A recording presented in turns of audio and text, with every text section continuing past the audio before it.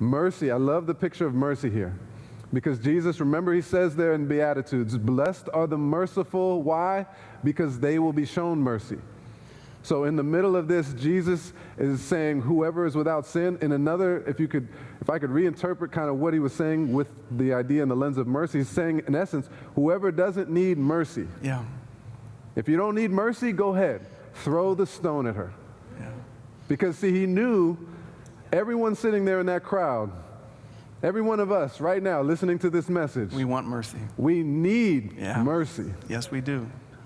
All of us should be stoned to death without mercy. But because of God's mercy, we're not. We get to live. And so in that moment, in that situation, the religious leaders were ready to throw stones at this woman because they cast her sin as something worse than any of theirs. And the thing is not that those people hadn't sinned. They just hadn't gotten caught in their sin like this woman. Yeah. Yeah. And so the reality is that when we look at Or maybe their sin was a little bit more socially acceptable. Maybe it's more acceptable than hers. This was like the worst of the worst to be caught in adultery. Exactly. And so we all can look at different sins today and we can say, well, that sin is way worse than somebody else's. Yeah. I mean, I love how they use the idea of throwing stones. Because if I could be honest here right now, we still do this today. Yeah. We stone people. You say, Ben, what are you talking about? We don't do that. There might be a death penalty in certain states, but we don't stone people to death. But here's how we stone people. We don't use rocks. We use our words, we use our tweets, and we use our posts. Yeah. When somebody says something that we disagree with, maybe a celebrity or a high elected official, we stone them. Let's say an elected politician is caught in adultery. What happens? That person gets stoned to death with their words. Yeah. We still practice this even in our culture today. And if we don't do that, we will cancel people. It's the same idea, exactly. It's the same idea. It's kind of more of a soft stoning.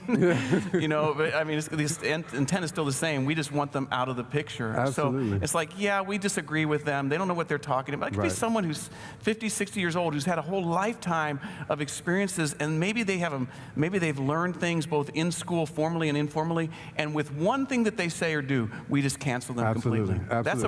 That's a violent culture. That's a violent culture, and that's the culture that we see here with this woman caught in adultery. Was she got caught one time. We don't know what else she had done. Maybe this was the only time. Maybe this was the first time she'd ever done something like this. Probably not. Maybe not. But we don't have the background story, but all we know is they caught her in the sin, and they were ready to stone her to death. And here's the key. Jesus teaches us not to throw stones even when people are wrong. Yeah, that's mercy. That's what mercy is. Yeah. Somebody's wrong in their behavior. We can look out at the rioters, the protesters. We can look at those who were violent and actually looted. Yeah. They were wrong. They're wrong. What does Jesus tell us to do? Don't throw stones. Yeah. He says, mercy. Blessed are the merciful because they will be shown mercy. You see, it's so easy for us to look at someone who's in their sin, who's gotten caught in their sin on camera.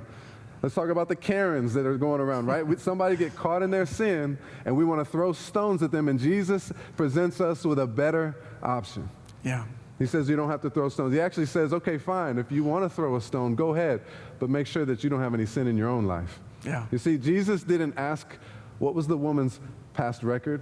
Yeah. Has she been doing this for a long time? Right. Let me find out all the details and the facts before I decide how I'm going to respond here. He says, no, blessed are the merciful, because they will be shown mercy.